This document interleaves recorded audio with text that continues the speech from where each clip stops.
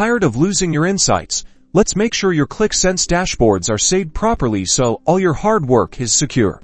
First, navigate to the Qlik Sense Hub, the central location for all your Qlik Sense applications. Find the specific app containing the dashboard you want to save. Open the app, then locate the ellipsis or three dots menu usually found in the top right-hand corner of your screen. Click on it.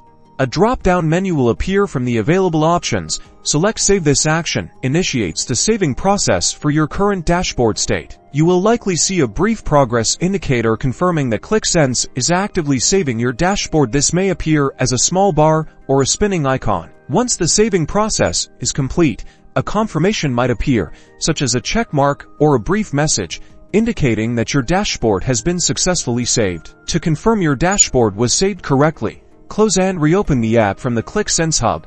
Check that all your visualizations, data connections, and customizations are preserved exactly as you left them. If everything appears as expected, congratulations, your Qlik Sense dashboard is safely saved.